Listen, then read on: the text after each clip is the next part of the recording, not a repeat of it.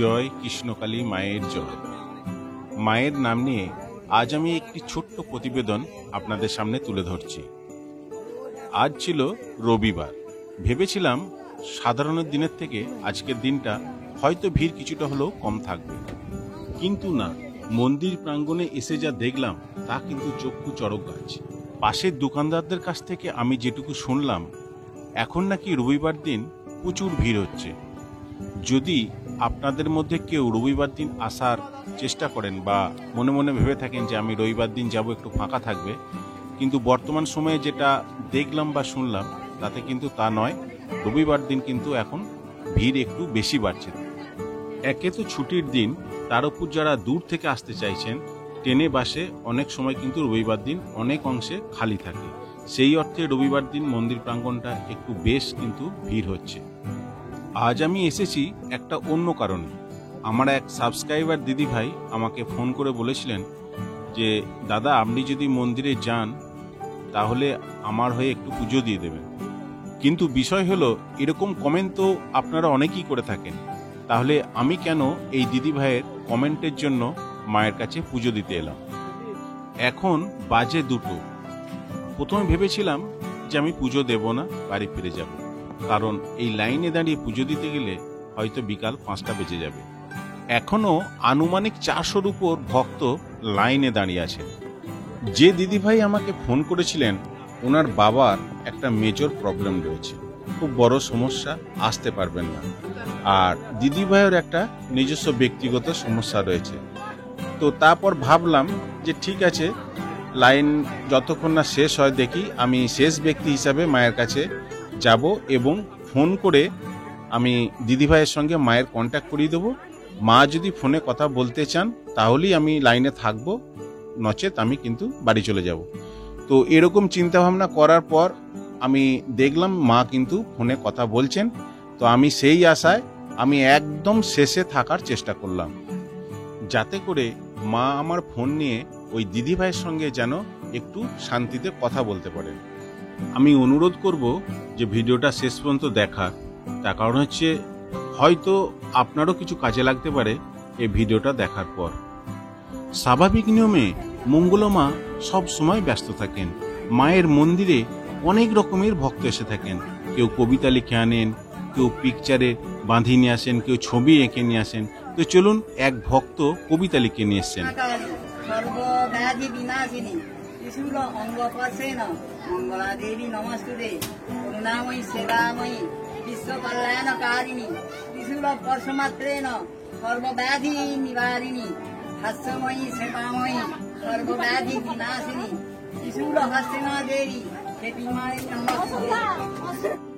এখানে একটা কথা বলে রাখি, মায়ের মন্দিরে যে সকল ভক্তরা আসতে পারবেন না, অর্থাৎ অনেক দূরে থাকেন, সেক্ষেত্রে আমি বলবো যদি আপনারা মায়ের মন্দিরে পুজো দিতে চান তাহলে আমার কমেন্ট বক্সেতে আপনাদের নাম, ঠিকানা ও গোত্র লিখে পাঠাতে পারেন। আমি এসে মায়ের মন্দিরেতে আপনাদের নামে আমি পুজো দিয়ে দেব। কিন্তু ফোন নাম্বার নিয়ে আমাকে মায়ের সঙ্গে আপনাদের কথা বলিয়ে দেওয়ার রিকোয়েস্টটা যেন করবেন না, কারণ এটা খুব কঠিন কাজ।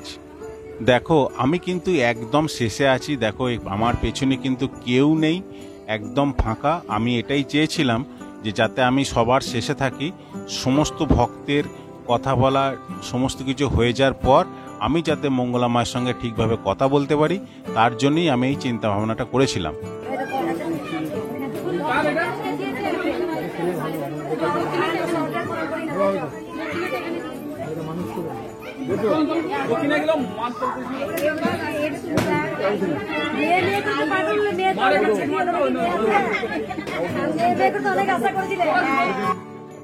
আস্তে আস্তে আমার সামনের ভিড় অনেক কমে এসছে এবং আমি অনেকটা সামনের দিকে চলে এসেছি।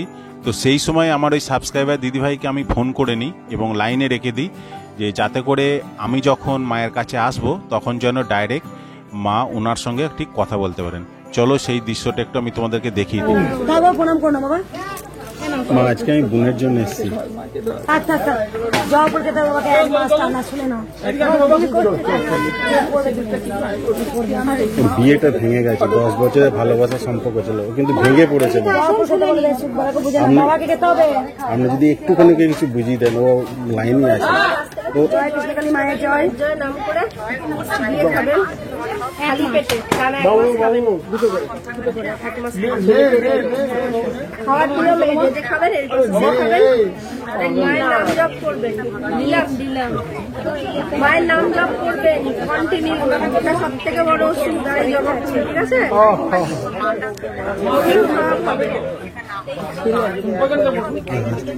মা আজ ঠিক আছে, নাম বলো, আমি ছেড়ে দিচ্ছি। দুজনের নাম বলো, মায়ের নাম জপ কর, লেখাপড়া ভালো করে করবি। দুজনের নাম বলো, দেবাশিস চক্রবর্তী আর ওর নাম বলো। তোমার নামটা বলো।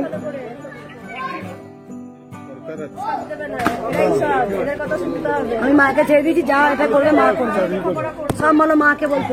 মায়ের নাম জপ করো। সরুন।